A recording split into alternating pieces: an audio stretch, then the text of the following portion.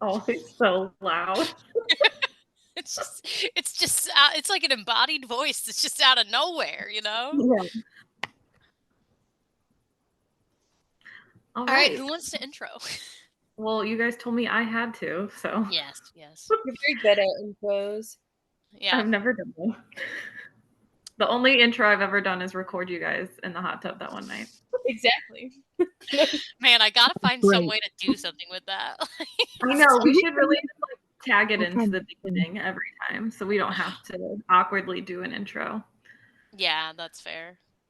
But I'm pretty sure anyway, they can do that. Pretty sure they can edit that in. yeah. This is Overbooked and Underpaid. Nikki is frozen, I think. You know, though, it froze on her nails. So, I mean, Okay, so this is Overbooked and Underpaid. And today we are going to be talking about our favorite genres, and then just like our tropes that we like, micro tropes, honestly, anything we like in a book, and why we choose what we choose, essentially.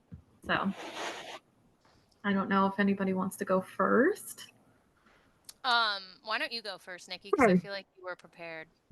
Well, I'm not prepared per se, but I thought about it a lot. State of mind. Like, depends on who you ask. Anyways, I'll go first. Let me get my backgrounds up though. So I was just going to talk about a book that I'm reading currently. And while I'm reading this book, I was thinking about our topic of like tropes. And can you hear me okay? Yes. Okay. Of tropes and mini tropes and like, what was the other phrase? I forget. It's like your trope is romance, like mini trope is like and silvers. Then what's the Oh no. even smaller I as know. you go down the It's micro tropes, Okay. Nikki, but you are like cutting in and out. I'm not sure if you're like in a bad area or your service is. Is your phone about to die? Because mine always does that when my phone's about to die. It's not. Am I still cutting in and out? You're just like, it's like, you know. That's such a It's good. laggy. I would like to know what that was like again, Katie. I don't know if I can even recreate that, dude. One more time. It's like you know, like distorted or whatever. But I don't know how to make my voice do that unless I was distorted. Is it better now? Yeah, it's better now. Yeah, for sure. Okay, I had the windows open. That's why. I'll try not to talk so fast. I feel like maybe because I talk so fast, it like cuts out. Maybe. That Am could I be going it. for it? Okay. And it sounds good now. Mm-hmm. Okay, so anyways, I'm reading a book currently, and while I'm reading this book, I was thinking about our topic, and I really started to notice that I am one that like will stop reading if I don't like the way something is going in the middle of a book. I'm not going to finish it, which is terrible. But I've noticed that like I do that a lot if it's like a certain like I like romance and fantasy. So if it's a certain romance fantasy and I'm like expecting it to go a certain way and it doesn't, I will stop reading it, which is not good. But I'm reading this book currently. It's called Slaying the Vampire Conqueror. Let me see if I can get this background. Blah, blah, blah. Settings. How do I add it? I can see it. Okay. So that's the one I'm reading right now. And it was I wasn't going in with a lot of expectations, but it is shockingly for me, because didn't have a lot of expectations, really good. I liked it a lot. But I noticed one of my favorite tropes in a romance, like a mini trope, micro trope, whatever, is like a mentor-mentee relationship kind of.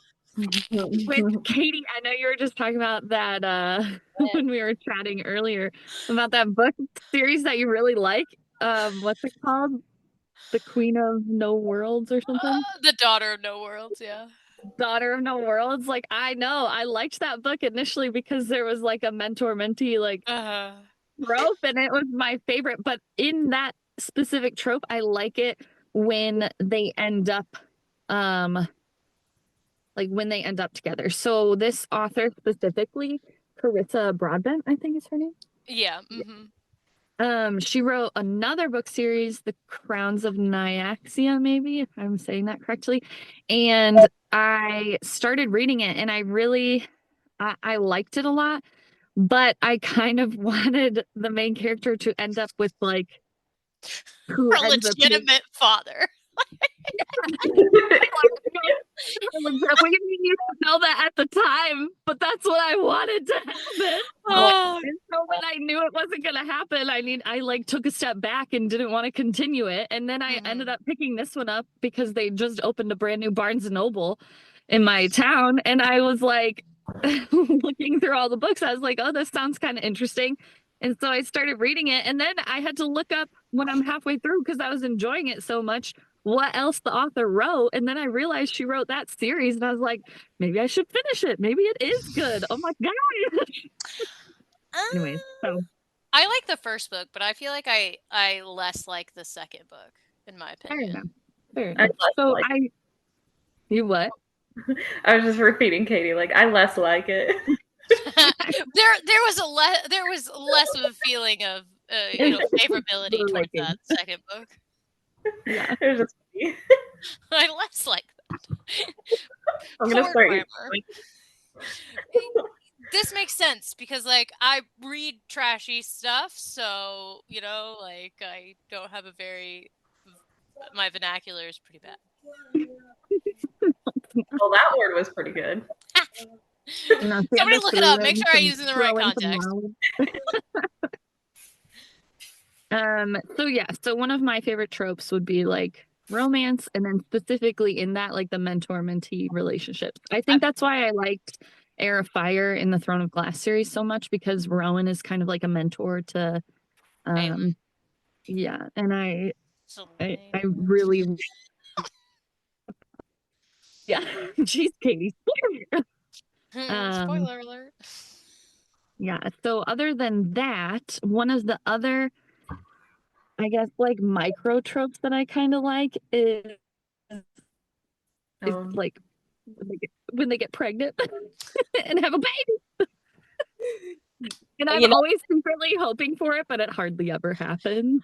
Man, you like, okay, so it's really funny you say that because there is like a ton of books that are just like totally devoted to like the mentor mentee or like even like more kinky, like the professor student type situation. Yeah. But then the baby, like I hear all of people saying like, oh, I hate like when somebody gets pregnant in a book. I don't mind it. Like I don't understand like what the hate on that is, but like that is like it's like categorically like the worst trope like on TikTok. I feel like I don't know if you've seen that. I wish. Can they recommend me some books? Because I seem to always find the ones where it like doesn't happen, or I don't know, some other shit happens. I'm like, what the fuck? Why couldn't they have just had a baby?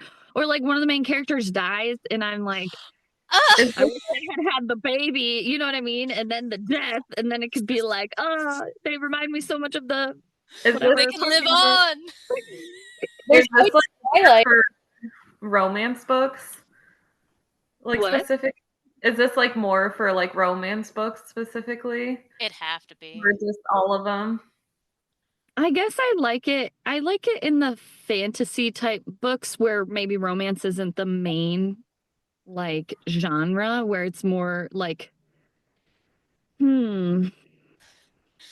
fantasy. Romance isn't the main genre, but they get pregnant.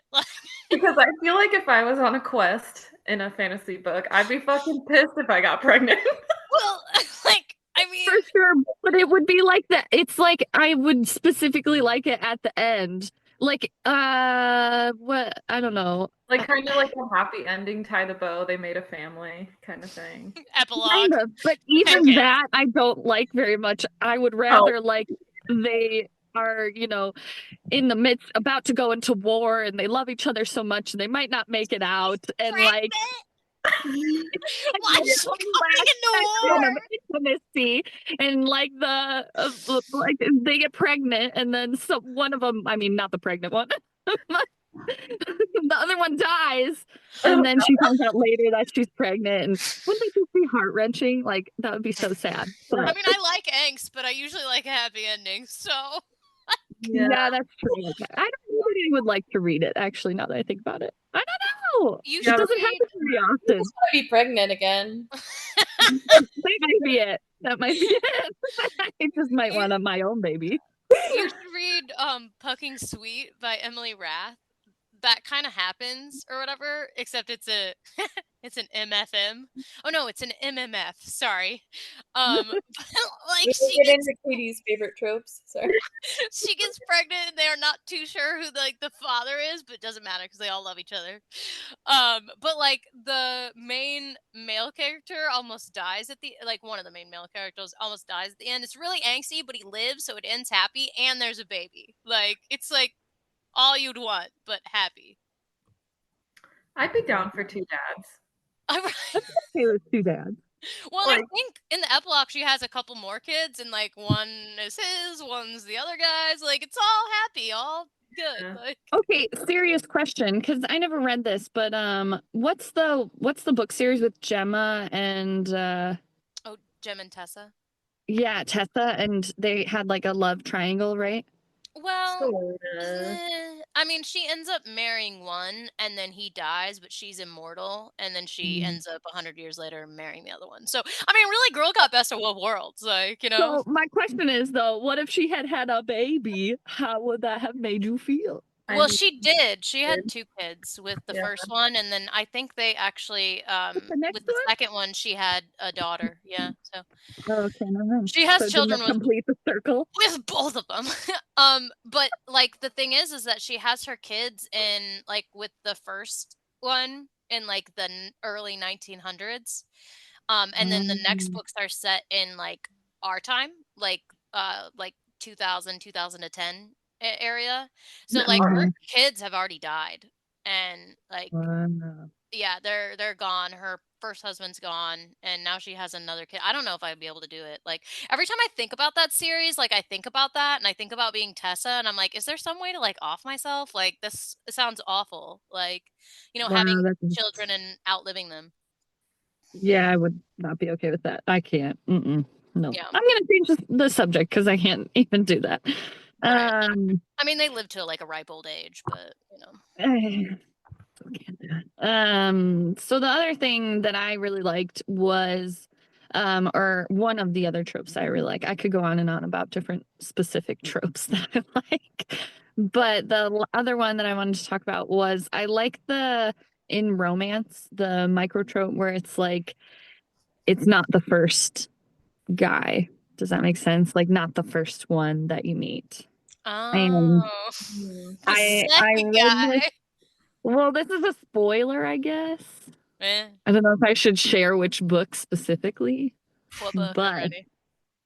really, do you want me Yeah, to? I'll read it. I don't care. Okay. So Oh, it's called The Road of Bones. I think I talked about it before in this, but I'm glad you told me this because I have to know, or else I'll get attached to one. And if I know straight off that he's not going to be the one, then I won't form any attachments. well, I think it's kind of like like Throne of the not Throne of A Court of Thorns and Roses. I mean, did you really like Tamlin to begin with?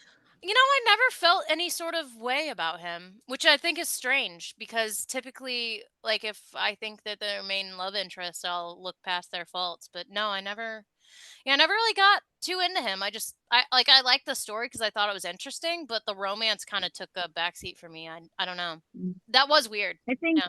I think for this one, it's like a similar situation where like I mean I don't mind the first guy, but he like the other one really takes it away, in my opinion. Yeah. So that's one of my favorite like micro tropes in romance because my favorite genre is fantasy romance, I guess. Romantasy, is that the genre? Yeah, I feel like Um, the not the first but the second guy makes it really angsty too. And I actually do like angst in my books. In fact, I like my characters to be so angsty until like the very end. And then I yeah. want the book to end because I literally could care less about reading about how they're happy. Like Yeah. Same. No, That I was gonna say that was the other one I was gonna bring up, but I didn't want to take up too much time. But yes, I love when it's just like tension, just all through the book, tension, and there's just like little Characters sparkles of like suffer. ooh, and then because I don't know, I don't mind like the very intimate books, I guess, but I don't really find reading them very intriguing. Yeah. And like I'm in a specific milking. mood. I forgot about that. That totally tripped my mind, but now I know, and now it's in there and again. You're I don't know. welcome. I've read some really weird ones, like these monster romances that I was on. Yeah. Like, Yeah. very strange. No, well, and it's like a monster. That one was like a monster romance, so it's very strange for me at least. Anywho, sometimes you gotta branch out, you know. Yeah, I just really wanted to. I don't know. I heard that one person talking about it on the internet, and I was like, I'm gonna check this out because that sounds intriguing. Can't Maybe wait. Not crazy, but I'm intrigued in weird stuff. Yeah, it's okay. I also read very strange things. So, like, I was on an alien romance kick for a little bit. And, like, the names of like the books are so ridiculous. I was like, man, if anybody ever looks at my Goodreads, they're gonna be straight horrified. Yeah. Well, I read that like Ice Planet Barbarians series too. Is that what it's called? Yeah, that is what it's called. I want to read that, but I'm back on the supernatural kick instead of like the alien kick. So, Teen Wolf. well, that series definitely got me on the supernatural side of things, for sure. Yeah. But that series was everything. So, is it time for a rewatch, Katie? dude, did I tell you I got Ryan to watch the whole thing with me, right? And he actually really liked it. He liked it because, like, the thing is can that we actually get Ryan in here and confirm with him? Because I don't know that I believe that, Katie. Ryan! I don't know what he's doing right now, but I'll ask him about it. No, like, because Teen Wolf is kind of scary, you know? It is. It can be, you know? And it's violent too. And so I think that must apply to his, like, male baser instincts or something like that. They like that shit. So yeah, he liked it. So I mean, he didn't like that they were like teenagers, like that, I kind of get that. But... not to get off topic. Like, what's your favorite trope? Teen Wolf. Wait, what? Is it all? Teen Wolf fanfic. Really? All fanfic. Like, Allison was like 30 something. Right. That was crazy because when they started filming that, like, the guys are my age. They are born in 1991, but Allison is like 8 years older than I am. Right. So, like, they were like 18, 19, and she was like 26. Like, which isn't that bad. I mean, it's really not that big of an age gap if you think, like, when you get older, but yeah. Fair enough. Eric's 8 years older than me, so. Right. I'm 4 years older than Ryan, so, just so old. Although he is finally in his 30s, so thank God. No longer robbing the cradle. Right. Well, I mean, a little bit, but it's fine. It's like when we had the conversation of like, would you have liked your like husband or wife in high school? I actually don't really like to have that conversation because when I was in high school, Ryan was not in high school. Well, it's kind of funny. I just thought, like, in my head, I was like, oh, when Ryan was a baby, you were only 4, so you guys were just both babies. I don't know. Right. It's only weird when it's that, like, 12 and 16 age. Like, yeah. Well, even that isn't that bad. But, and, like, I think that, our parents. Well, right. I mean, but they're in their, like, 40s and 50s and 60s, so it's like, it's not that big of a deal. But, like, that, like, teen to, like, early 20 right there, it's weird. Anything after that, not weird. All good. But yeah. Yeah, it would have been weird because our brains me don't fully develop, by the time we're, like, in our 20s. So it's like, do you really want somebody that young? Because it's like, but yeah. Off topic. So that leads me into mine. I don't actually really like an age gap romance. Not a huge fan. Like, Living the life anyway. right. Right. So It's too real. Like, we're supposed to escape reality. I don't want to be living my own life in this book. Like, Just kidding, dog. I don't know. Like, I feel like I don't mind it when the girl's older, but I actually don't really like it when the guy's older. I don't know if it's just like. Oh, I also don't like books where like there's like one dominant character and like a submissive character. Like, I'm not a huge fan of that. Like, I don't really. I will say it's like kind of icky when you have like, like in the Fae books, especially like when the guy's like 500 years old and he's like fucking a 19-year-old and you're like, all right. Like, Like, we all just give Reeson the benefit of the doubt, but dude. Like, yeah. I mean, I don't. Reese is not my favorite, and I know that's like a hot take. it's okay. Like, I'm actually not a huge fan of him in the last book, but I do think that like the characters from their points of view like sort of color him in a negative light, but or just like lead to things that like we just didn't notice because it was told from Feyre's point of view. So Yeah. I think it's just I'm just a big Cassian girl, so fuck Reese. I vibe with that. yeah, but it's the same thing. I mean, like Cassian's like 500, Summon Nest is like 20. 100. I mean, not to like. I mean, Well, like I like hypocritical, Cassian because I Emily. think. Well, he's more fun. You know, I he's just love less serious. Yeah, He likes they to got drink and dance. right. But he kind of acts like he should be 20. Like. Yeah, I love that. right. So like I feel like it's less of a like I don't notice the age gap thing as much because like Cassian feels like a child to me, you know. Yeah, it's definitely still weird, but I just really like him. Yeah. I don't. Nesta, I actually really do like Nesta. Nesta was probably my favorite female character in that book, but I like her in her book. I'm not a yeah, huge fan of her in other books, but again, it's told from Feyre, so, you know. yeah. Although I do think Feyre's kind of like a whiny bitch, so Yeah. I was like, I kind of like Nesta in all her, angry glory.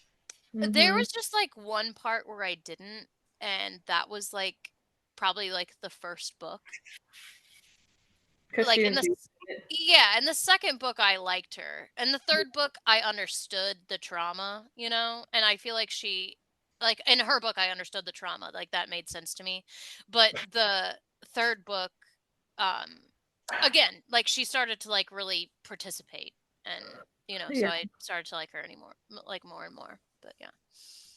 I just don't like how she like one likes one sister and then the other one can like fuck off. Like that just doesn't make sense to me. Like, but whatever. Yeah. Well, keep going, Katie. Oh, well, I like love suspense in my books. I like there to be some sort of like ongoing plot issue, that the characters are trying to figure out. Um, I like romantic suspense, but if there's no romance and it's a suspense novel, I'm probably still gonna like it, you know. Mhm. And then I also really like I like the third act breakup, like for like I guess like the like trope or whatever. I know a lot of people really don't like that, but I like a little angst there at the end, just to like spice things up. A little conflict, as long as it's not like the guy cheated or like the girl cheated. That's a like a no go for me. But like some like outside force angst that breaks the couple up, I'm fine with that. Yeah. I feel like that's a really hot take, but like I don't care. Yeah, I feel like third act breakups are like real hard because like I don't know, like if especially if the thing hasn't been like romance driven, I'm like, oh, well now it is. Right. Right, Like that's true. in a way, it kind of like takes away from the plot, sort of. Well, if it's supposed to be like a more plot driven book, then it's annoying. If it's a Yeah, romance book and like romance is the plot, I'm fine with it. yeah, Because I yeah. think I like I said, I think it adds a little spice to the end, like, oh, not all good, But that brings me back to what I was saying before. Like, I don't really like to enjoy happiness for that long. Like, I'm fine if it's like an epilogue section. Like, that's cool. But like, I don't want to read a book where the main couple is like just so happy the whole time and there's no Yeah. conflict. I mean, it's just like, it's not real, right? Like, nobody does that.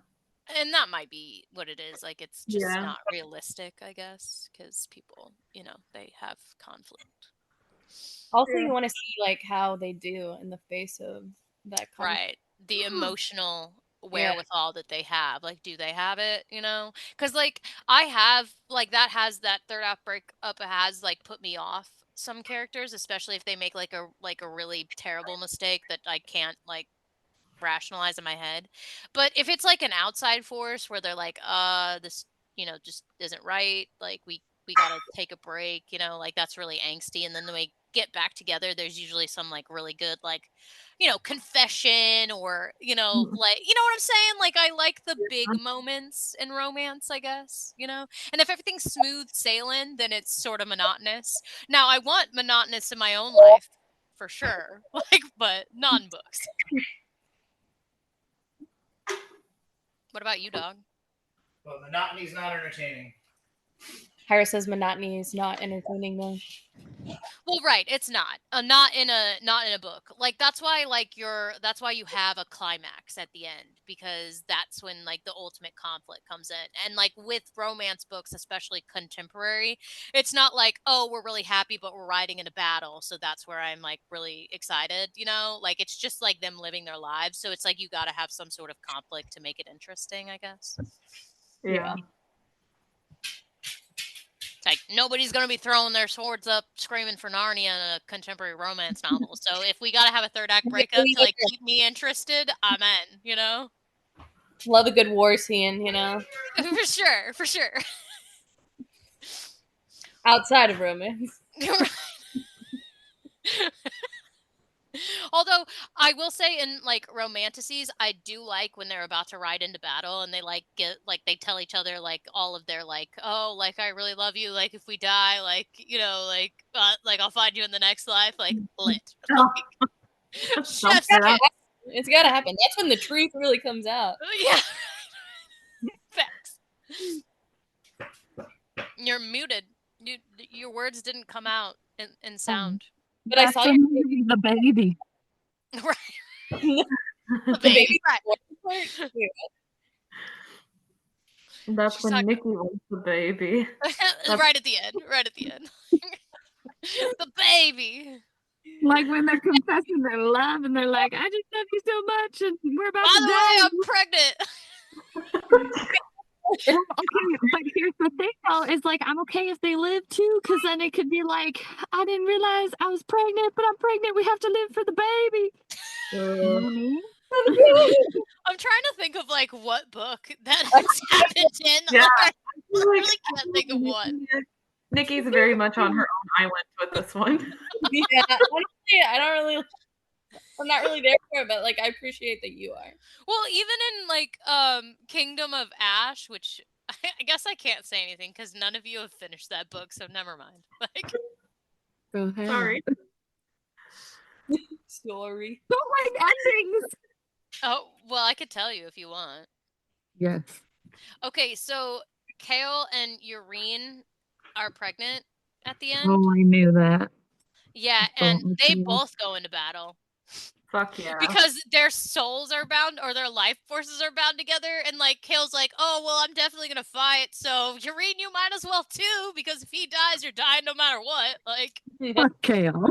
I actually really hate that. Okay, if I could hate anything, it's like when their life forces are chained together. Yeah. That makes me so mad. When Reese and Feyre did that, like and then like she was gonna die when she was like having her baby or whatever, and like so was Reese. I was like, why would you do that? Like, just like logistically speaking, like that's such a bad call. Like, you're the leader of your territory. Like, not smart for your people. Like, you're the High Lord. You don't get to make decisions like that. Like, Yeah, that's why Brees is dumb. yeah, in that type of scenario, I was really mad. I was like, this is so stupid. Also, just like the whole thing of like, oh, if one of them dies, they both die. Like, that just makes me mad. Like, what? No. I think I like it makes me mad because I like seeing characters like develop and change. And like in life, we don't often get the choice of like Dying with your significant other. Yeah, or right. Like totally unrealistic. Like super super dark topic, but like it's sad in the sense that like I get it, like it's hard to live without them, but in reality, like you have to a lot of time. And it's really, really difficult. And I like to see when characters do have to go through something like that and they have to like do character development, or they have to like they're not all happy, or they're not all like naive to the world and stuff. And it's well, your favorite thing like, in books is like emotional growth, like, I mean, if we're being honest, like it's like, okay, like we're coming from like down here, and as we like, rise ourselves up and like learn how to like figure out our emotions and make better decisions, then we end up here at the end of the book. Like, that's satisfying to me. Yeah, me too. I agree.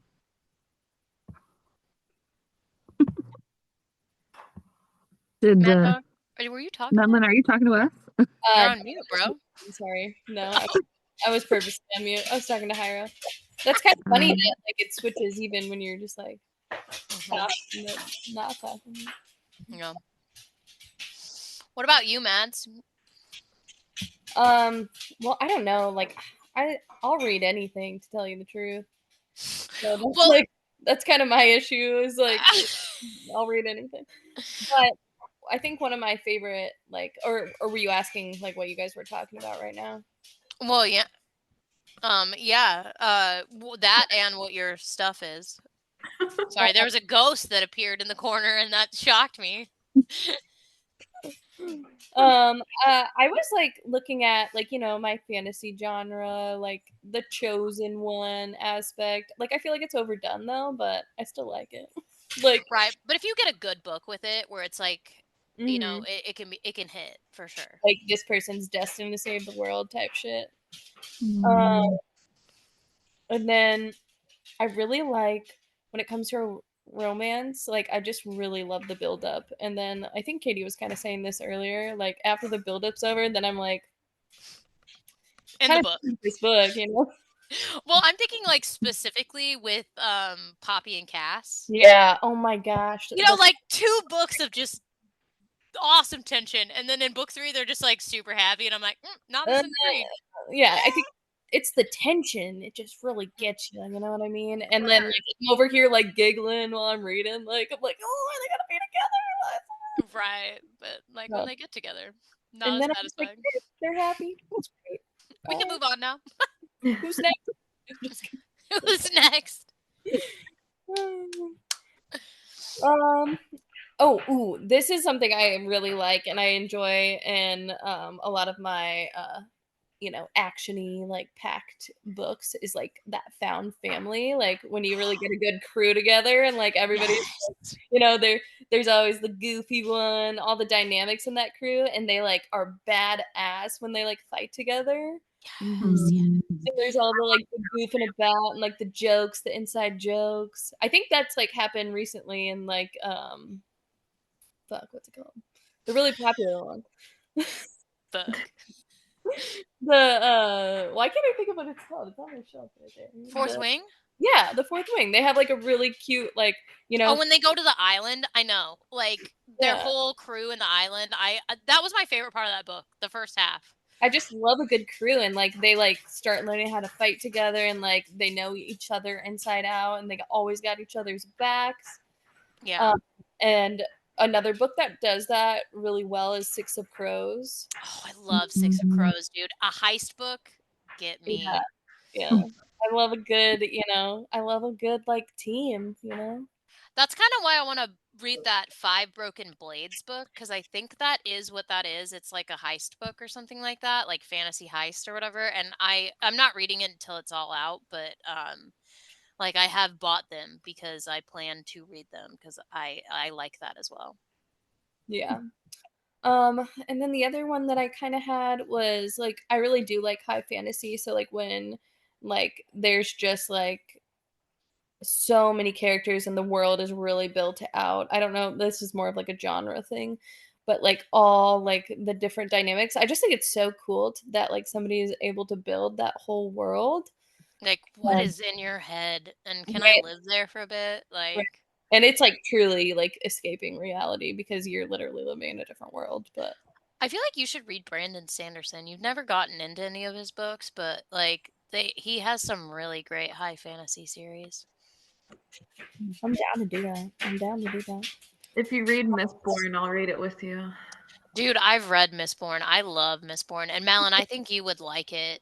Dude, I wanted to read Mistborn too. They have a board game and I thought it looked really cool and I was like, we should all play that. Yeah, and like the powers in that book are interesting as well. We should definitely do a board game situation. I've been wanting to get into like so I've been watching Critical Role, like you guys know, like the D&D channel, and they have novels about like all their characters like backstories or like things like that. And I was like, oh cool, like what an interesting idea. Like you play this game, you build this character, and then somebody writes a whole novel about like how they came to be or you know. So I was like, I want to see what that's all about eventually. And yeah. Well, and things like D&D, there's like endless possibilities. You know, because like you create your own worlds and like you like and the thing is like every campaign's different, so it's like, hey, there's a whole another novel that just like came out of somebody's brain, you know. Right. And it came from like them playing this game. And I'm just like, that's very interesting. Like some of the Yeah, characters are so cool too, or it's so interesting. Like they all have like an interesting backstory.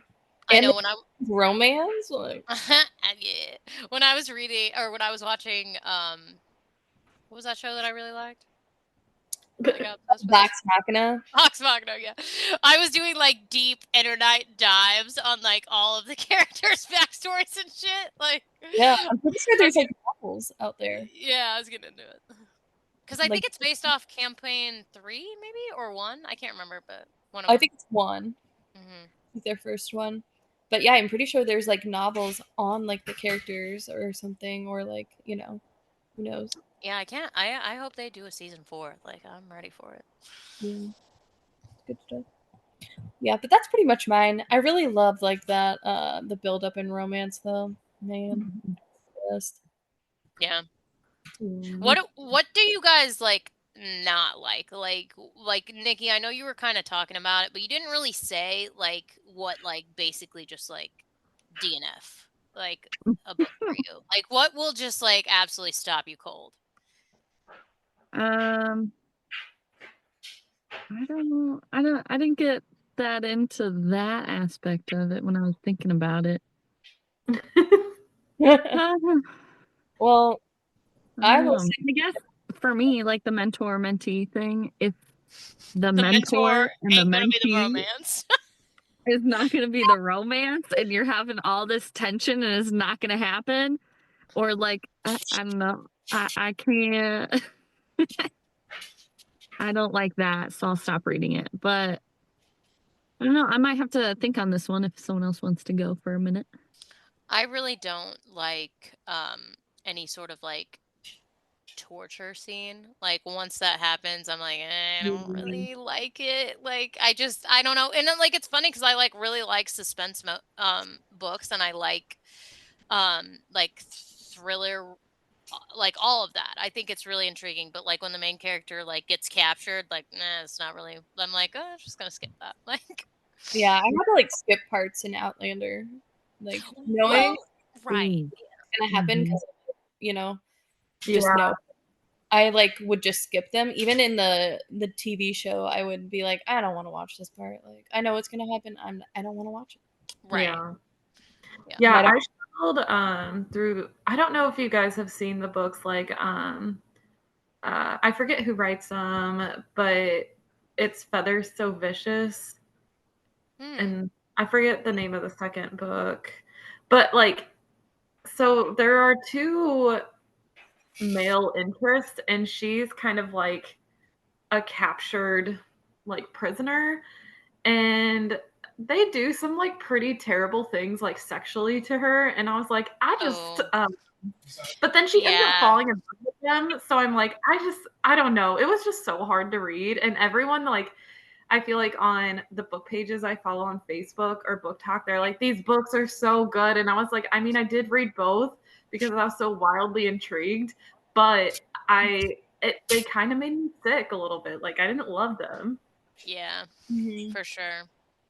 It was rough. I don't want to be made to feel like my main character is a terrible person.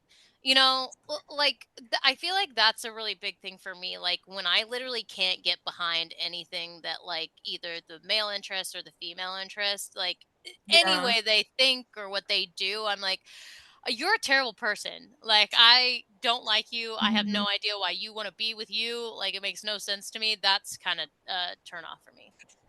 Yeah. Yeah. Like, God, the one thing I couldn't get over in this book is, so they were like, I guess they were trying to keep her virginity intact because it was like a selling point for her.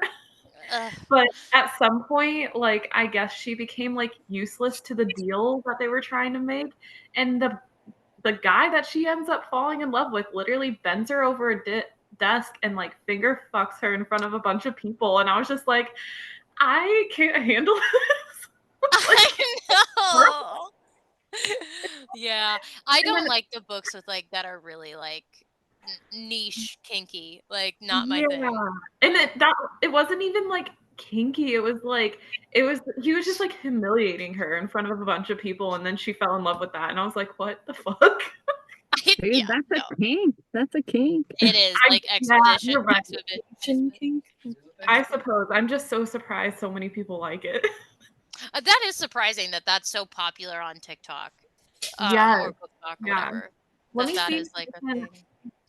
I'm gonna find like the author. I can't remember who it Like was. I get it if it's like the dark romance like section of Yeah. Book Talk. Like that sure, that makes sense. Like that's your jam, you know? But like the whole of Book Talk likes it, that does surprise me.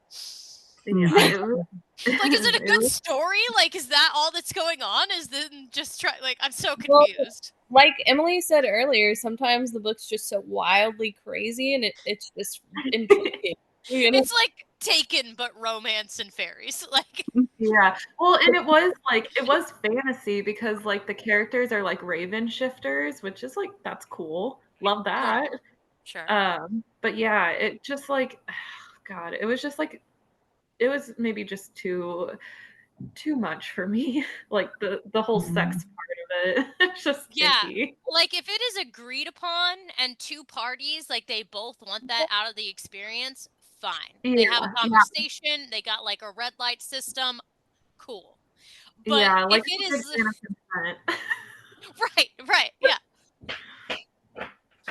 I think that's one of my like turnoffs is I'm not really into like reading all the graphic like sexual intimacy, and I think that's why I like the tension more than the Yeah, actual deed. And so same. like I don't mind books that have like maybe one scene of like intimacy or just like talk about the beginning of it and not really like the details. Not that I mean The detail. I guess a time and place, because not that I haven't read the ones that talk about the details, but I always find myself like skipping through that. Yeah, Right. Yeah. Like I know how Um, that's done. I don't really. I think like right. if they make like the build up good, I feel like it's okay. But like if it's just like over and over and there's like no like build up, then it's just like okay, like Ooh, there you go. Something I hate. Instalust. Fucking hate it. Like, Yeah. dude, no. Like Yeah. No, yeah, I agree. I don't mind if they like really they do it like initially first, but if they're like instantly like in love or whatever, that drives me nuts. yeah. Nope. Nope, not realistic. There's a lot of That times or and oh, the girl's just like, I don't know what's happening, and then Right, the guy's like, oh, she's my mate. yeah. What do you guys think of the Come on. And also, you get a mate. You get a mate. Even though it's super rare to find your mate. What? you get a mate? Well, we're only reading this book because they got a mate. Yeah. That's true. That's true. Like if they didn't get a mate, guess there wouldn't be a book. But It's like a whatever. mystery book of There's the people plot. with mates. It's documented. Right. Right. Well, and it's so funny because like that's the main argument why people don't like Crescent City, because like they're like, well, mates can't be different species, and I was like, dude, mates are everywhere, all right? They're like literally falling from trees, okay? Like, what do you mean? Who says you make the rules of mates in this world? Like, I'd be more surprised if she didn't have a mate, you know? I am reading this book right now. It's actually really interesting. Like the main character is dies or whatever, like at the very beginning of the book, and then she wakes up 10 years in the past. But the one thing about the book, and I'm fine with why choose, but like all of these people are her mates, like all 5 of them. I'm like, wait, what? Like it's fine if you're like choosing all 5 of them to like get down with. That's cool, but you're telling me that you got You was mates the chosen hiding one. around every corner, you know? Like The chosen one, dude. Yeah.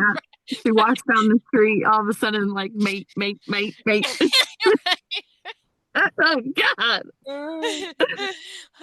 And they're all attractive. They're all, like over 6 feet, muscle, dark hair. Like, okay, fine. Let's just like 3D print them then. Like, fuck it. Like, mates are never ugly, dog. right, you're right. The fates would never assign me an ugly mate. That would be too Impossible. cruel. I'm kind of going to read that book. But you know what I'm talking about? You've read it, haven't you? Wait, the Black and Blade or whatever. oh yeah, I mean, like, yeah, I don't like. It was fun. It was just kind of like fun, like Yeah. Well, the second book, like they all are her mates. Like like I said, it's fine if you like, I don't know, want to choose like a wide choose where like it's like, I don't know, like some pack thing or whatever, fuck Yeah. it. Like I love it. Down. Like you go get it.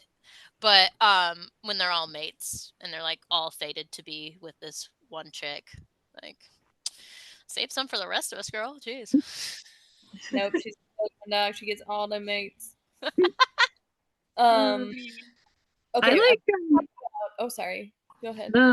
I was just gonna say so a lot of times, do you guys ever read books where it's like the male main character is made out to be like super unfeeling or super like dangerous or whatever, and then you like meet him and he like has a bunch of feelings and Little like soft cinnamon roll.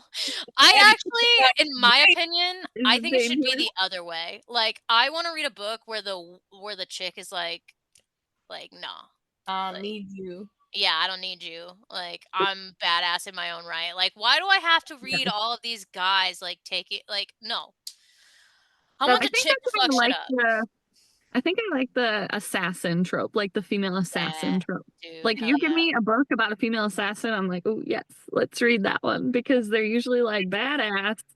They know what they like, and like And they gotta go around saving their mans, yes, Like, yes. No, I don't know. I guess I just like when books are like if they describe a character a certain way, they like stick with that conviction. Not that like if there's a male lead can't have feelings or whatever, but if he's described as like, unfeeling or something like that, like stick with it. I would rather you show that than yeah. I don't know. Does that make sense? It kind of makes I feel me like it's think of like, contradictory because I do like emotional growth, but look, I like what I like when I like it. All right. If I'm not feeling that, I want the other thing. You gotta toss some, different things in there. I'm layered, okay? I'm an onion. like an onion. Olga's Yeah. like an onion. Well, it kind of reminds me because, like, I get what you're saying, but then I'm like, okay, does this person have any redeemable fucking quality then? Like, why do I like him? You know, Yeah, so it's like no, it's very like true. my brain can't figure it out.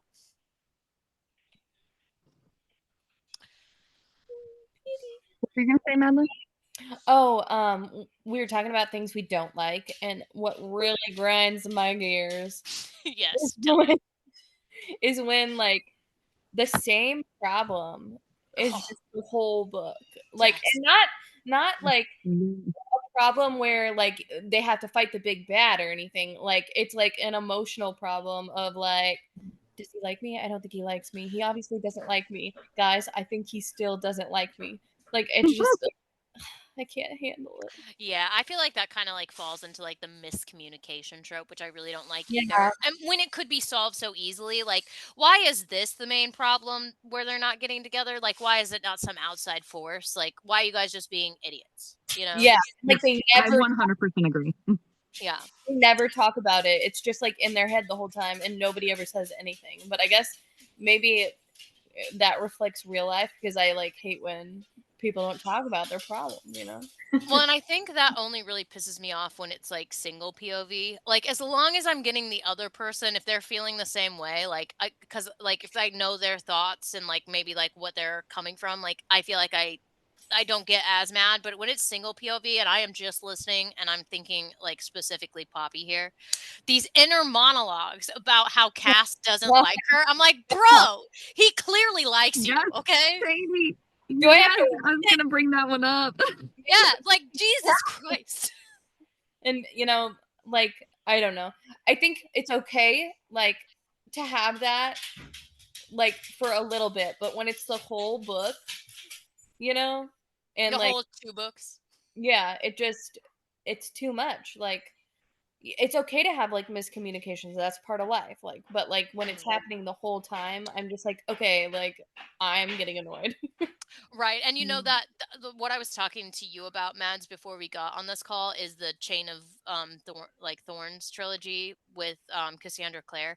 Like there is just one big miscommunication trope for throughout all 3 books. Yeah. And I literally like wanted to throw that book in traffic. I was like, just tell her what is going on. Yeah, and I'll say that to me like myself when I'm reading and Right. like maybe this is on the author though, like it makes me wonder. I'm like, did you not have like any other like plot? Plot point that they could fight about. Like, Yeah. And yeah. sorry for the authors if you ever see this, like no offense. I love your books, I swear it. Like I do. there's just this one thing. I bought them. But I mean, let it go. Like figure it out. Right. Yeah. Or don't like that like let's move on from this and tackle whatever the actual book is about. Like I Yeah. don't want to be spending so much time on like this issue, you know? Maybe that's like a micro trope that I don't like too, because I have the same thing. Like I guess because in real, it's hard for me to connect to. I think because in real life, like if I have an issue with someone or something about something, like I will bring it up to the point Right. that I make it worse. Honestly, half the time. And so I think for me, it's hard to understand why these characters just like don't bring it up constantly and constantly and constantly. And so I think that might be like a micro trope that I forgot where I was going with this.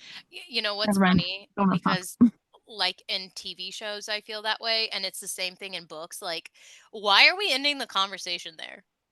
Like why are we Yeah. fading to black right now? Like no. Like Oh, the conversation is not over.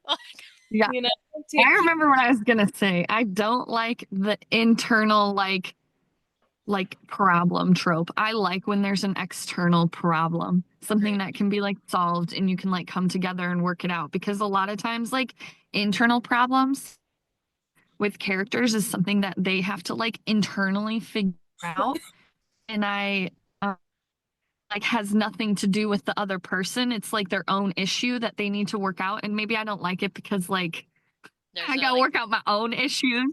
Like, it'd be 5 easier pages of for me inner if it was like a monologue. dragon that I had to slay, and we could do calisthenics at dawn and train for it. But yeah. Yes. I think No. Sorry.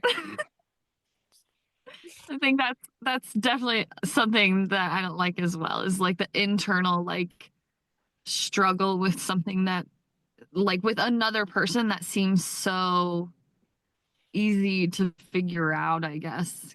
It's like Yeah. they're still alive, and like, you know what I mean? Like, you're not dealing with something like in Throne of Glass when Nehemia dies, or Hate that.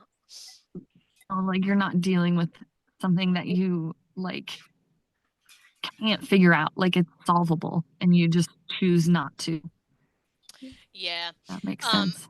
but it's funny because, like, you know why like authors do that is because that's like so real life. Like, you sit here and you like internalize like every situation or whatever, and then like don't talk about it, and then like that's why they say like communication is so like key in relationships, and like some people don't understand that, like, and I think like because like I like to communicate with my significant other, and that makes our relationship better. I like it, like frustrates me no end in the book.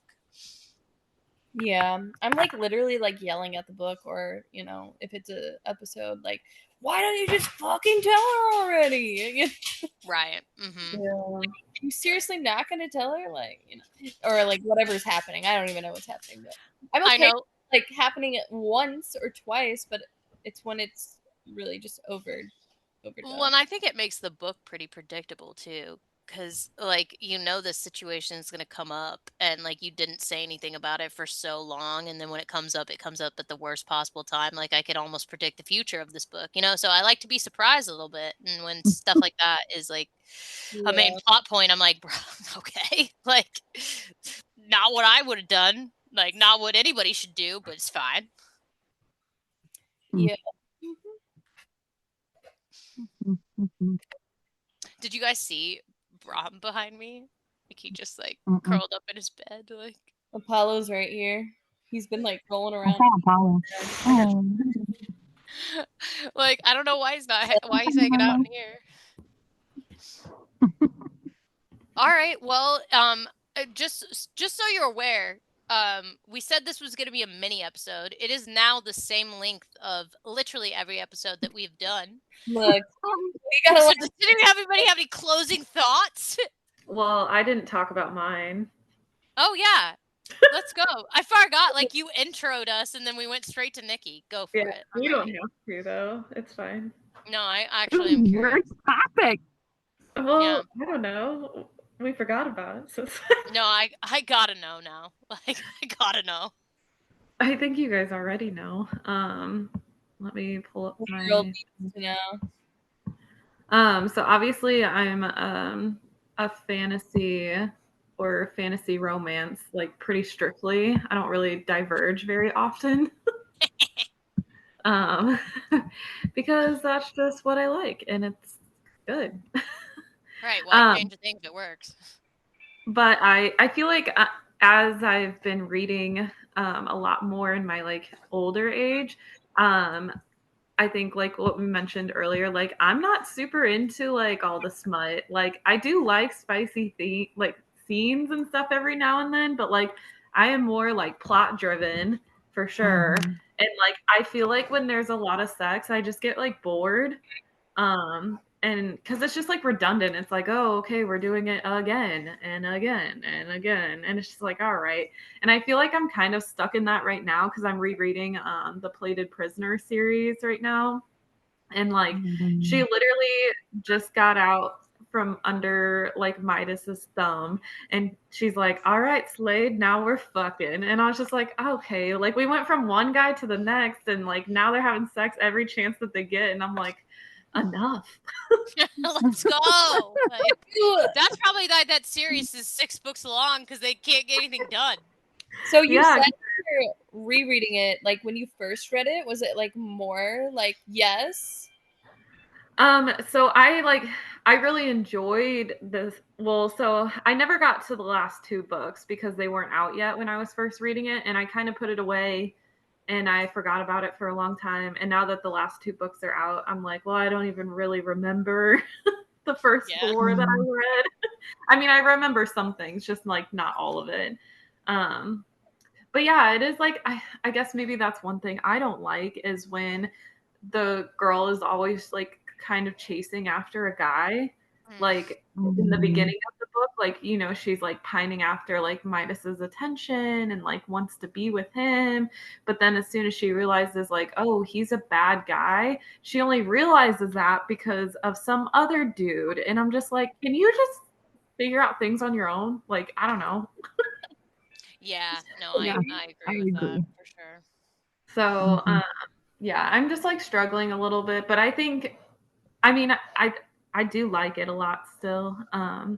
It's just they are very, very well, and I do feel like it was a little almost like, I don't know, like it was enemies to lovers because she was like scared of him, and then she slowly realized that he's not the monster that he is said to be, and then they like, but there was like, I don't know, I just feel like there wasn't a lot of time, and then all of a sudden they were just like in love, and I was just like, how did we get here?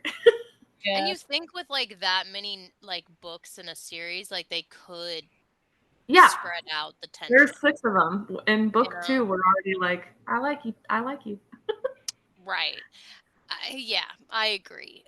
Okay, not to like harp on like Reese and Fair or whatever, but I do think Yeah. that A Court of Mist and Fury is done really well because it is not immediately them jumping into the bedroom. Like that, like there is a lot of tension and there is a lot of like angst and stuff. Like I do think that that book is good.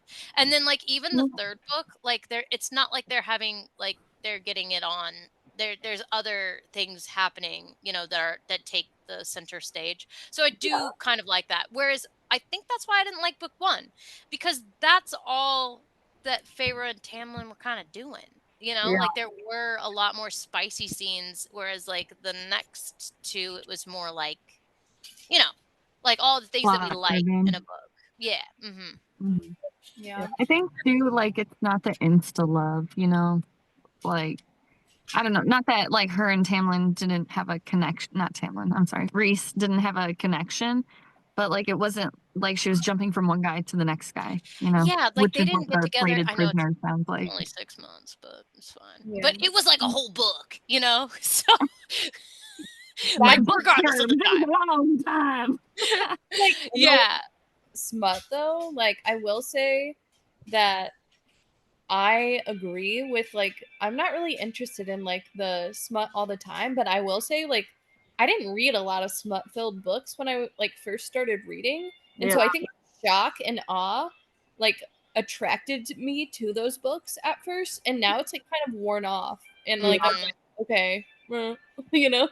So I don't know if that's like how you guys feel too, but Yeah. Well, and I think it's really hard to be creative, you know, and then sometimes it's like too creative. I'm like, okay, there's no way you could have done that. Like, I think the only like creative they get is just calling your vagina different names. I hate that. I hate every name for Old. the girl. Sorry. That's terrible. The guy, fine, whatever you call it, doesn't matter. But like the girl, like, can we do? There is just literally no good name for it. Like, Yeah, one of that girl that I follow on Instagram, and she does those funny like Goodreads reviews or whatever on books. those are awesome. I think she did like a little like story segment on like the cringiest like things that like are said during like sex scenes or whatever. And like there was a lot of different names for vaginas. Like the pleasure tunnel. The pleasure. Okay, that's actually not bad. Like, whatever. But like, I think that one would give me a good chuckle, but like that would be funny. But can you imagine like reading like a book and it's supposed to be this like steamy hot scene, and then you just hear you see the word tunnel. I'm just trying to think if like somebody said that to me in real life, like what the hell I'd do. I'd be like, I think this is our safe word. We have to stop now. Does that mean stop? Because yes, I'd never say that to me again. You know, we should like, read like little excerpts of like the funniest like sex scenes in books. Yeah, we should. That would be fun. I don't Like, even know. Like, I don't even know. I feel like mine would be too You'd love it. far. You've read to us before in the car. Right. I'm not sure if we could read any of the ones. They're not funny. They're horrifying. Well, right. Like it would have to be like a funny, shocking situation. Yeah, for sure. All right, give us more. What else do you got for your I feel like fantasy is funny. Real life, horrifying. right. Sure. But yeah, I feel like when it comes to romance, I'll go back to like what I like. Slow burn is the thing for me. Slow burn into Yeah. and I do like an enemies to lovers situation as well.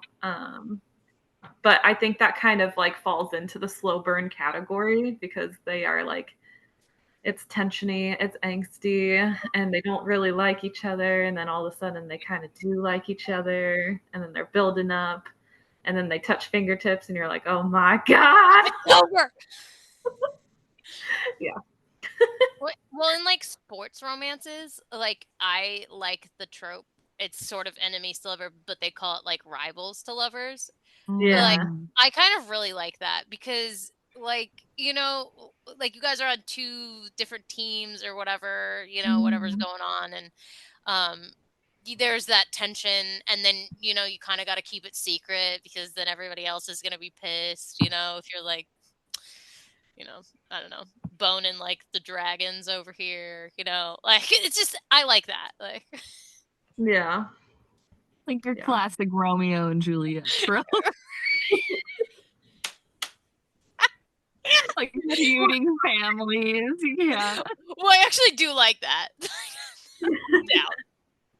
Well, and I want to read that oh gosh, it's like supposed to be kind of like a Kylo Ren fanfic. Like that's how they like it's very reminiscent of their relationship. I can't remember what it's called. Oh, the Hurricane Wars.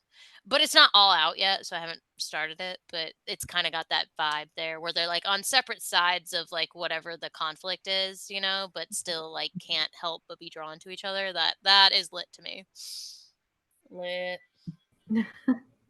Also, just think of like the angst in battle, like meeting the person that you're like obsessed with, but like, like I don't know, like there's something about it, gets me lit. Love a epic battle. Right. And just like the internal, like, like agonizing, like, okay, like I know I've got to show up for this thing tomorrow and like, what's going to happen. Like, I think that is good. I got to show up to this battle tomorrow. I got to pencil that in. Kind of what that sounds like. Just got to schedule that. Was that all you had? No, I have like all my like little things that I like. So I guess I'll stay on the theme of like romance for my last, or not my last, but for this part. I really like when you find like your person in every lifetime. Like I guess like the red string theory kind of in a way. Like I just love when souls are connected and like they find each other and they're like meant to be because like I think it gives me like a weird sense of hope that like that's how my life's gonna turn out. Like I'm they gonna could just be around the corner, and you've loved them and been with them in many lifetimes. I do like that too. I think it like kind of gives like hope to like just the institution of like love and like romance and things like that. Yeah, and like just I don't know, like I'm a very like romantic person. Hopeless romantic is probably a better word for it. But I just like really I don't know, like just that soul bond is just like ultimate tier for me. Like I think that's like the sweetest, coolest thing. What books have you read other than Fairy Tale that have that sort of trope? Well, I read that book you recommended. Our Infinite Fate. Yeah, which like I did like the fact that they found each other in every lifetime. Kind of hated the fact that they had to kill each other. But and then like did it end happy? Just out of curiosity. Huh? Did it end happy? Just out of curiosity. I mean, yeah. That does not give me hope. Did you not read it? I haven't read it yet. No, it's sitting on my shelf. Oh, I thought you did. She just, she buys these books and recommends them, but doesn't read them. It's crazy. I honestly, guys, I've just been on like a specific kick right now, and that's just not it. I'll definitely get to it though. Yeah. Okay, so I will say, Specific like coffee romance. No, I'm on a supernatural romance right now.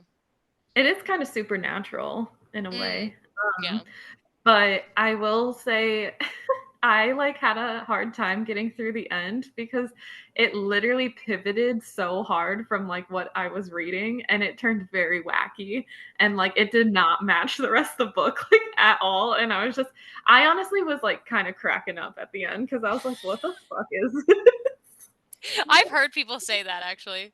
Like it totally like it took such a weird fucking turn. I was just like, oh, okay.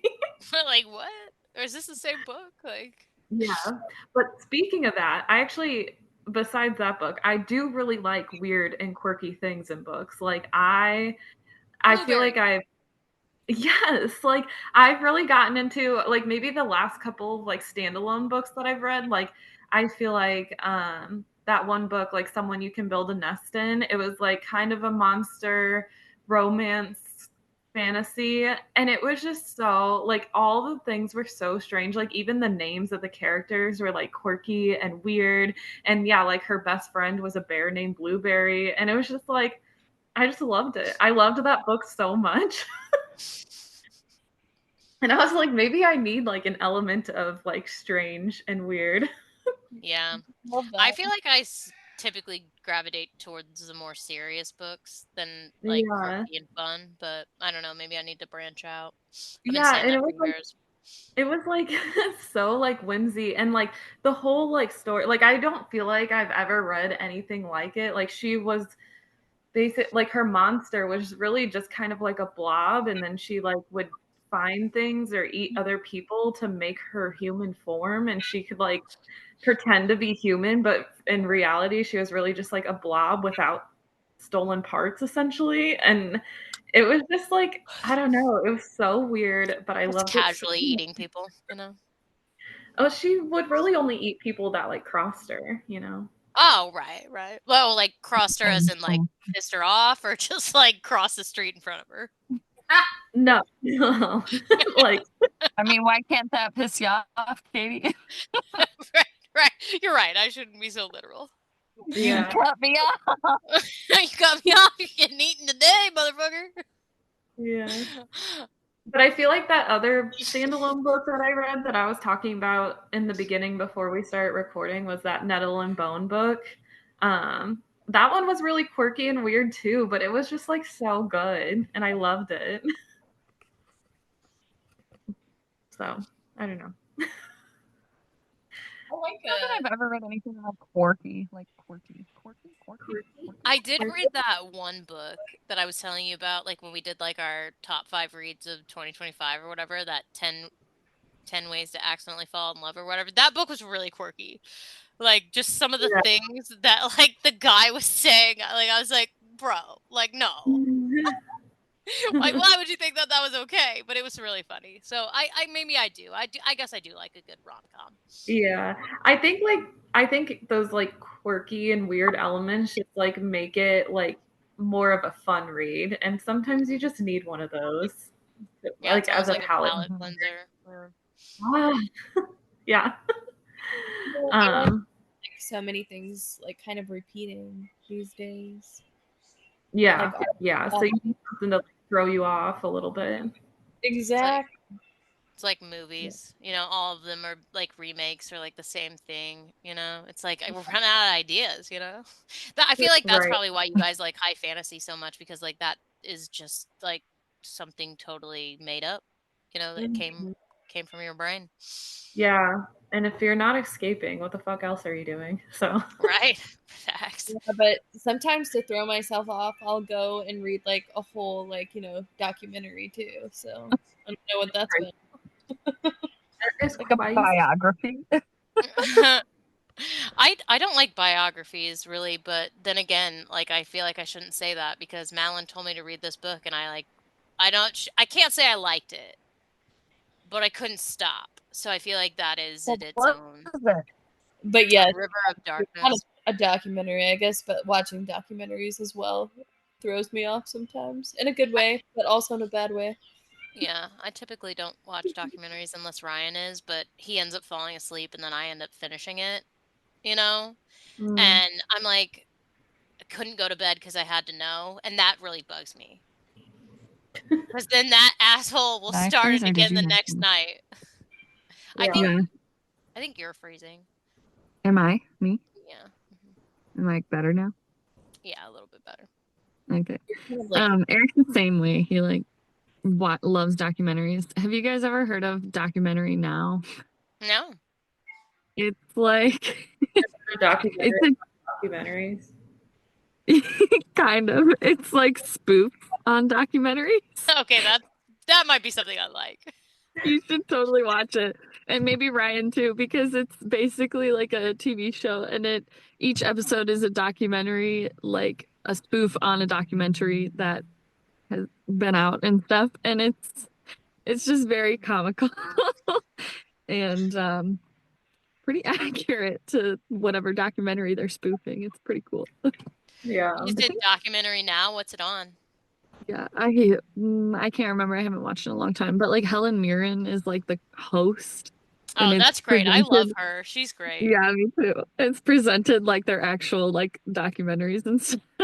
But Eric watches a lot of documentaries, so I think it's funnier if you've actually seen the documentary that it's spoofing, but it's still pretty funny if you have it. So, I feel because I like I've haven't seen a watched it. ton of documentaries now, and that's like, that's not my go-to, but like, because Ryan likes them, I watch them all the time. Mhm. I wonder if he has seen the show documentary now. I don't know. I'll look up where it's on and send it to you guys, but Coo, coo, coo, coo, coo. Emily, did you have any more? Yeah, I just have one more. I really, really, really, really, really like gothic / spooky theme to my books. Mm-hmm. I'm actually a fan of that too. I think atmosphere is like Same. key in books, like if you can Yeah. feel like you're in it. Well, and I'm like slowly trying to get into like more horror, and so I think that like helps me Ugh. build up to it. I know. but I like But that. I like that you're like branching out, yeah, my friend Marissa, who is begging us to put another podcast out, she reads a lot of horror, and so I wanna get on her level one day. I feel like she should recommend some horror novels because I don't even know what to do, you know? I I don't can know ask. what I don't even know how to search or like find a book that would what be. about just Stephen King, like, right? Yeah, but Stephen King, I mean, I have read a Stephen King book and I did like it actually. Is it not as like horror-y as horror you want to go, or like Well, I like don't want to read something that is as horror-ish as like Pet Cemetery, but like I wouldn't mind like 4 Past Midnight. Like that book was good. But to be honest, I kind of feel like it's not horror. Like when I read it, I don't even know why it's classified as such because it's about like how they're like all these people are in this plane and they go through this like electrical storm and anybody that was not sleeping disappears. So there's like literally like 13 people left on the plane because they were like sleeping and then they woke up and somebody has to like land the plane and it turns out that they are just like 15 minutes out of like time, so it's like a time slip. yeah, it's And a show or something. I don't think it's a show. I don't, not yet, but if it is, I don't think so. But like then they land at the airport or whatever and there's these like big creatures that like Oh, try to eat them and they'll like and like if they catch up to you, like your body explodes or I can't remember exactly what happens, and they call them the Langoliers or whatever, and so they like surmise that like okay, like we need to get back into a plane and we need to go back through the electrical storm so that way we can get back on like the time line or whatever. And so they end up doing it, and um like one of the guys has to like sacrifice himself because he knows he's gonna disappear if he's still awake. Like everybody needs to be asleep. So it was really interesting. It was wild. But like that's the book and it's classified as horror. So I just don't know if that's. I mean, like people die in pretty terrible ways because the Langoliers are like time catching up with them and like erasing them from the timeline. We'll get the fuck out of here. I don't But know. That's pretty horrifying to me, Katie. Right. Well, yeah, I guess. I mean, I suppose it is. Like, well, I mean, it kind of goes back to like what is it that new scary movie? They've done like 3 of them. The Silent One or whatever. What's it called? The Quiet Place. The Quiet Place. Yeah, like that's still horror. It has like similar. yeah, aspects. and like you know, it's funny because I like those movies, but I would almost like Like those classify them as dystopian. You know, like more. I don't know. Like I maybe guess that's what it is. How would you Space. classify horror? Because to me, like all of that is horror. Like even thrillers, in my opinion, sometimes are horror. So like, how would you classify? Horror to me is like Texas Chainsaw Massacre. So I'm clearly like not in the right like mindset there. Like, I feel like that's more like torture shit. I don't know. Yeah. But I guess it's too. I guess it's a broad category. Yeah, like that. I guess I need to know more about the genre and like what is actually horror. You know. Yeah, I think it's like different for everyone, though. You know, everyone has their like thresholds of what's scary and like what's not. So you know. Yeah. Well, and you remember Phantasma, Emily?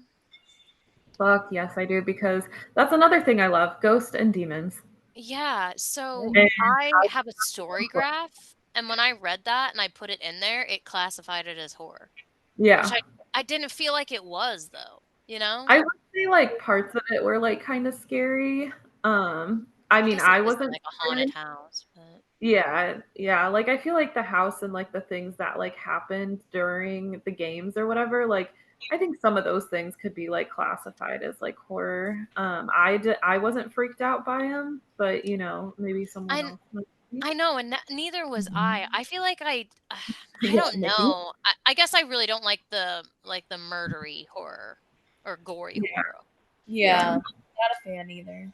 But then, like, if it's not gory, is it just classified as thriller? Like, you know what I'm saying? Like, what's the difference there? Yeah.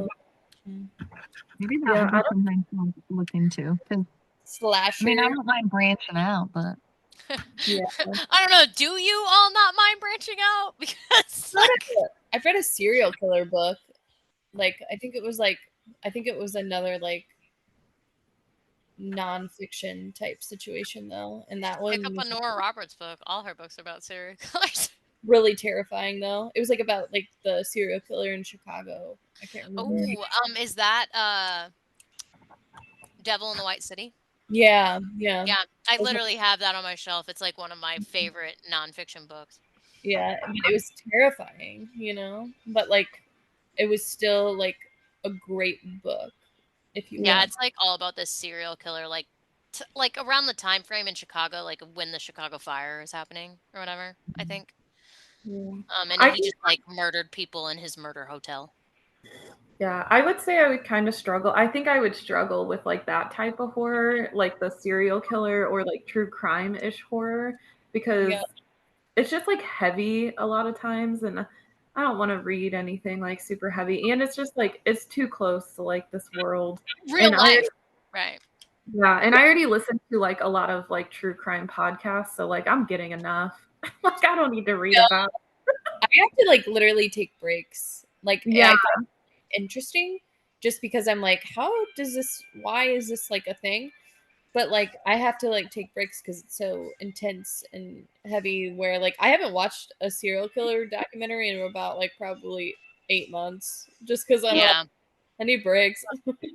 It's hard because like I don't know, it's gross. Well, and it's like it's not like that's just coming out of your brain. Like that shit actually happened, and I think that's why I like can't. Like that's what it gives me nightmares. You know? Yeah. Then you're like, it could happen to me, or and I do. Like I have dreams, and like sometimes I'll like be upstairs. And I'm like, somebody could just break in, you know? Like right. Gets your brain like thinking of all of the like because you know that like somewhere out there's a weird person.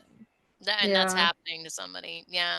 And like it's so like wild to think that like there's a person out there when like you're right, it never like crosses your own brain to like think like that. And so Well, you're like, how can people think like that, you know? right. And like it's not like we're like when you read books about serial killers, it's not like we're in the mind of the victim. You know, we're usually in the mind of the protagonist that like what either like stumbles across the victim or is like trying to find the serial killer. Like I don't think I would like to read a book that like put me in the mind of the victim. Like that would be absolutely terrifying, you know? Yeah. Well, I mean, a lot of the Nora Roberts books are like that for a little bit, like a little portion.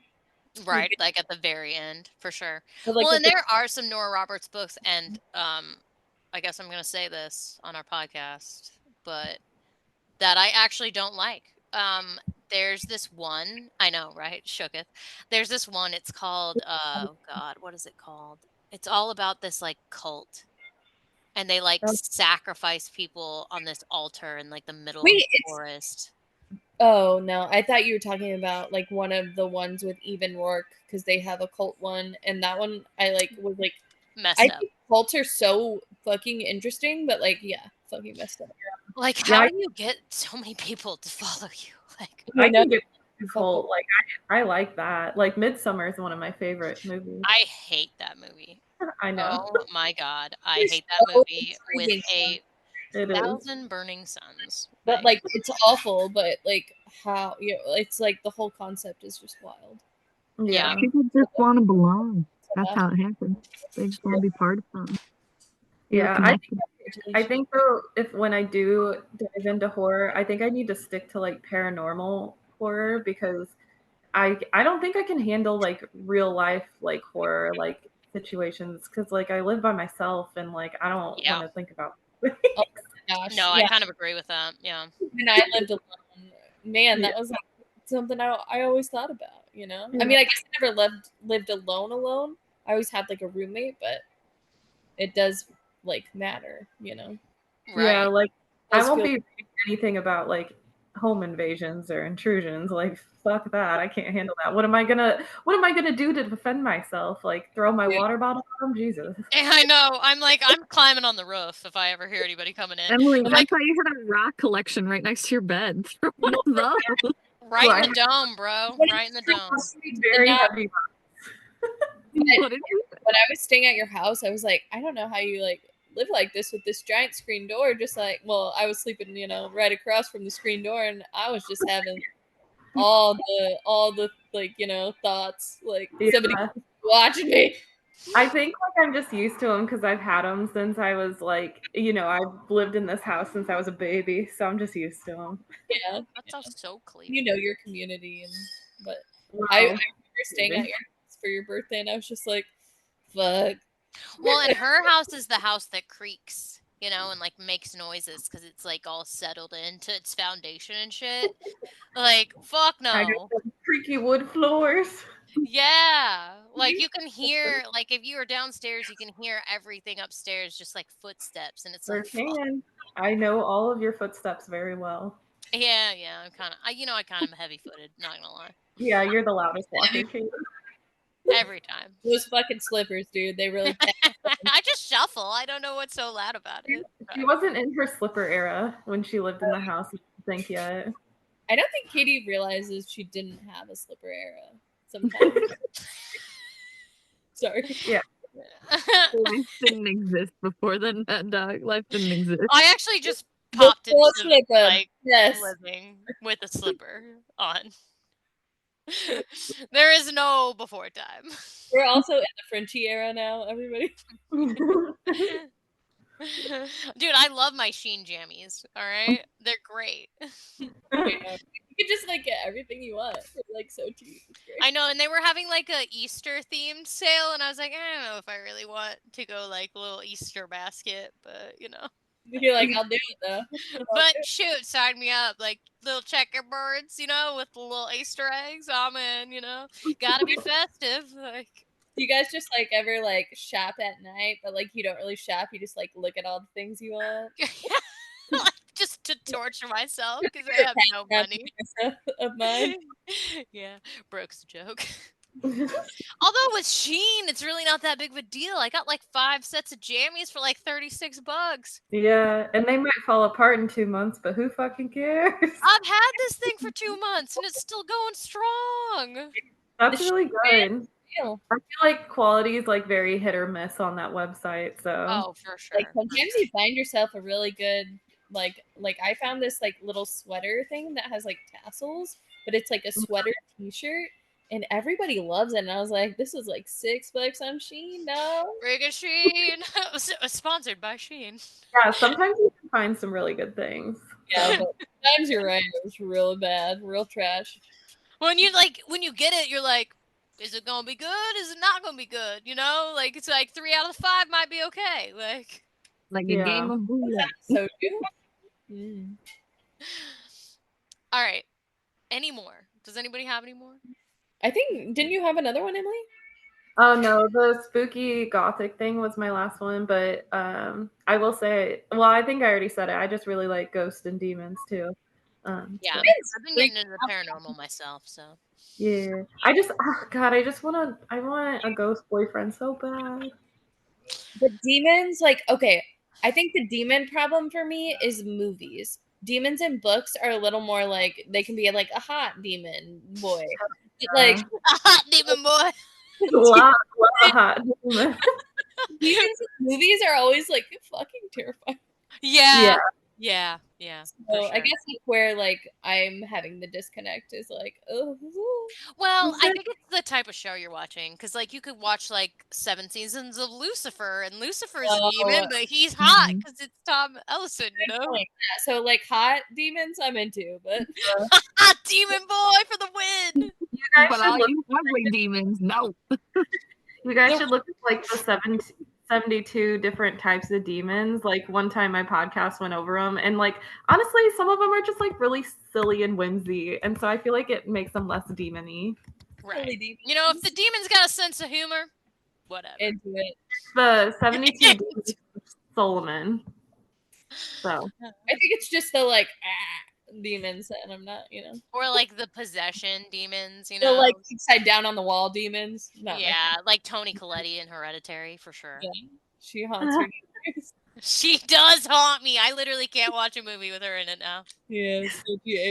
Sometimes like I'll wake up and I think she's on the ceiling. Like straight up. Hate that for you. that wasn't even the worst part of that movie for me. It was the little girl being decapitated. I Okay, wanted to that was fucked up. For Yeah. sure. And I'll never get over Honestly, it's the only part of the movie I remember. that. But when Like- her son wakes up and she's on the ceiling, fuck no. Dude, I checked out after the decapitation though. I don't think Which was very soon in the movie, like within the first 20 minutes. all I remember. I was like, okay, I hate it. Dude, that's when you know a movie is like they're not pulling punches, all right? They're killing kids, you know, like it's Yeah. I will say, like, in like scary movies, that Katie is like my worst fear. Like, I hate when people start doing unnatural things like crawling on the walls or crawling upside down, and I'm like, I can't handle that your head just touched your shoulders. Like, I can't handle that. I think it's Insidious is what it is. It's this movie with Oh no, Ethan Hawke. Insidious. Oh, is it not? Okay, well, it's the movie with Ethan Hawke or whatever, and it's not even a scary part. It is, but it's not like because of some demonic possession. Their son has like sleep paralysis. Or No, whatever. that is that movie. Yeah, that is that movie. And he comes out of the box like this, you know, all fucked Yeah. up, and I was like, nope, out, like. Yeah. But it is When even they the demon in it.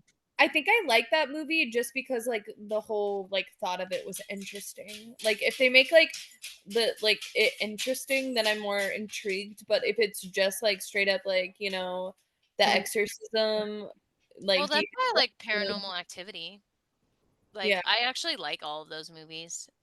Because I think they like I don't know why. And then the ones oh no, dude, it's not Insidious, it's Sinister. That's the movie. Yeah, that already sounds like a thing Yeah. I would be a Yeah, part but of. the Insidious movies I actually do like.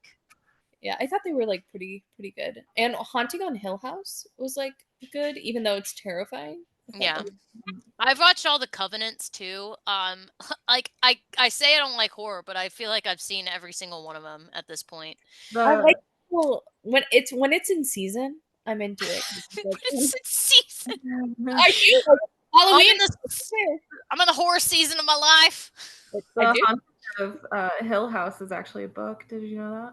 I Yeah. did not. That's really cool.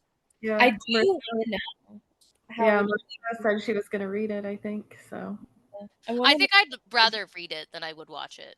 yeah. I think honestly, like when it comes to horror, like I would rather read it than watch it because like I could make it less scary in my brain. Right, like I can picture something else, but like if you're playing it on screen, that image is in my Like, head forever. yeah, you Well, can't. question for you. Like, do you think, Emily, do you think that like the whole ceiling on the wall reading that part like would be scary? Like, I guess I've never read anything like that. You know, so I did read a book and it wasn't like a scary book. It was like kind of suspenseful and creepy. And in the book, there was a ghost lady crawling on the floor. And that kind of freaked me out a little bit. I'm not Yeah, gonna lie about I it a might. little too often. I feel like I would visualize it pretty hard. You know? Yeah, like, cause she was like walking the halls in this like mansion, and she said all of a sudden, like, this like ghost lady is just like crawling on the ground, and she like poked her head up from, a corner, and I was like, I kind of hate that. Yeah.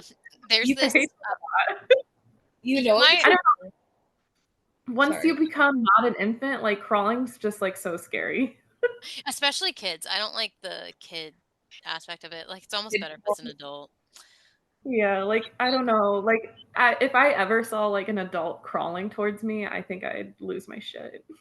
Yeah. Yeah. What if it was like a boy that was like, Well, if it's a kid, like I'm gonna feel bad, you know? Like I'm probably just gonna let it kill me. Like at least with an adult, I don't feel bad fighting back. Like if it was a hot Right. demon boy? it's a hot demon boy, it's fine. Like, Well, if it's a come if it's a on hot in. Yes, every time. if it's a hot demon boy crawling towards me, then I assume we're having sex. So like that It's a totally different issue. Like I probably actually ordered him to do so. Like exactly. Yeah. Let me just say that, like, I feel like it's very unfair that hot demon boys always get a pass. Just- like so funny. Okay. I think like if you guys ever run a read Nora Roberts, there's this trilogy that she has. Katie Jackson or Roberts, of course. Well, if you wanted to get into horror, it's called the Sign of Seven trilogy, and every 7 years, this like demonic presence takes control of the town, and they like possess people that are like, um, I guess like more vulnerable, like if they're like drinking or if they are tired or something like that, it like can get into their mind. And like there's this one scene where like it's just a regular Tuesday night at the Bowlorama, like people are bowling, and there's this guy that walks up and he just stabs some guy with a fork in the eye. And it's just like so jarring, and everyone's like, oh shit. And like the thing is that like nobody remembers after it happens. Was he Yeah. a hot demon boy? I'm just kidding. No, he was like the resident drunk. But like the demon just got into him because like he was in a vulnerable state or whatever. But yeah, like there's like nobody remembers it, and like the town is cut off for those. It's like July 7th every 7 years for 7 days that the town gets terrorized by this like demonic presence. I feel like that's just rude. honestly. Like, I'm coming back July 7th. Bitches be ready. Like, Uh, Well, guess- and like the three main protagonists like come back every 7 years to try to stop it or whatever, or, like keep everybody in the town safe. But like they know that like every 7 years they're gonna have to come back, and it finally ends when they're like, I don't know, you like just move. well, they try to, and then what happens is like the demon, like it's kind of like up to fate, like the demon can influence them. So like one of the guys moves away, lives in New York, and he meets this girl, but the girl ended up being descendant from the demon, and if you're descendant from the demon, they have more like sway over you. and she comes back to town, and like the demon gets into her head, and like she ends up dying or whatever. So it's like even when they tried to get out, it still pulled them back in by like outside forces or whatever, or like by the people. It's really good. You should read it, like if you want to, if you ever want to get into Nora Roberts. Just I don't think so. It's a Nora Roberts book.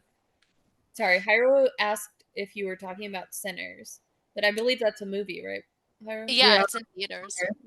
Yeah, but that's vampires. They're vampires and sinners. Yeah. And this is like a demonic presence. I had an idea for us, like for our next podcast. Like, what if we did do a horror movie, like book that we all agree on? Nikki's so upset. Maybe you should read 4 Past Midnight then. It's not super horror-ish. I don't know. Maybe it is. Your face was like, you're on mute too. I'm sorry. I forgot I was on mute. Katie, you described the whole book. And I was literally like, Katie, that's pretty horrific to me. Yeah, you're right. I guess I told you the plot too, so. Maybe like a tame horror book that we all pick, like and agree upon. Should we just read It by Stephen King? No. Absolutely not. What? That's where I draw the line. Absolutely not. Ooh, what about The Stand? I feel like it's got to be like something like, I don't know, maybe like we could read Dreamwalkers. What about why don't I read the little fantasy horror book that I read, like someone you could build a nest in, because I love that. Yeah, and it's not scary. Well, I feel like we gotta go scary then. Well, Nikki doesn't like scary movies though. Like she refuses. It's not a movie. I do not like them. I'm sorry, I have to go home, but so I'm in the dark right now. Oh, you like hot demon. Hey, look, Nikki is horror right now. So I've seen like horror movies. I've seen Insidious. I've seen like a couple different horror movies. I just like have a very active imagination and I just can't handle it sometimes. So like read a horror book, I'm fine with it, but if we can keep it to like pretty tame. Yeah. I totally get it, dude. I see Tony Colletti in my dreams, so. Yeah, and I was like, I don't know. Is The Dark Tower by Stephen King, is that horror? Because I do kind of want to read that one. It's like that's the gunslinger. I don't think it's like horror. I mean, I'm sure it has some like aspects of that. But isn't The Dark Tower? Isn't it a series? Is it? Okay. I don't know. I gotta look. All right. If you really want to do a horror book, like I guess put forth some suggestions. I'll tell you which ones I absolutely cannot read. Yeah, or we could all read like our own idea of a horror book and then like bring it back to the group and say how it was for us, or like if it was terrible. Dude, there's 8 books in the Dark Tower series. Oh shoot, never mind. I thought it was just a standalone. Dude. Dead. I kind of like the Friday podcast because we can kind of just like, Yeah, I don't have to be up in the morning. Yeah, I enjoy this because I can like, well, I don't know. It is hard because it's the end of the work week, but I don't worry about waking up early, so that's great. Yeah, and then you can drink too. We could do like a Friday sip and chat. You guys, I'm sorry. I think Emily's got a beer too. We just don't have any in the house. I wasn't aware that was a qualification for tonight's podcast. I only have like a glass of wine. Avatar and Last Airbender, anybody? Oh yeah. Dude, lit. I do think like, do we have anything else though that we do want to talk about for this one? I don't think so. Yeah. Nah. Nah. Well, do. Thanks for coming. I feel like do. Thanks for coming. I feel like it's like we've been talking about such random stuff, like movies have made it in, like yeah. But like I don't even know how to end it now. Like I don't even know where we cut it off. Like we might have to cut off like the last 30 minutes. That's kind of what I was thinking too. Maybe like just add those to the bloopers, if you will. Right. Like, we've really branched out now. The bloops. The bloops to the loops.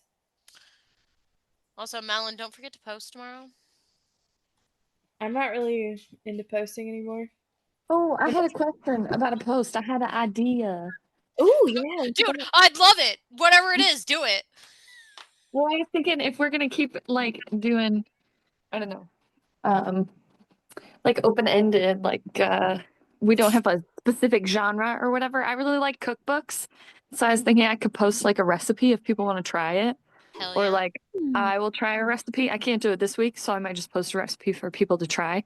But I have a lot of cookbooks, so I thought it could be fun, or like an alternative to what we You know normally do. what's tragic is I have like literally 8 cookbooks on my nonfiction shelf. You get those for mom, though?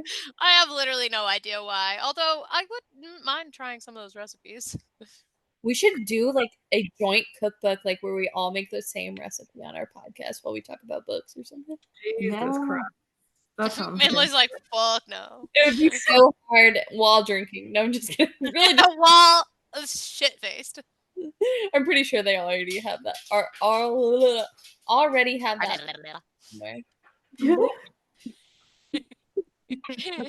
I know. I've actually you got like I was busy tonight with my book, so it's actually really surprising that you got me out of it to do this, just so you're aware.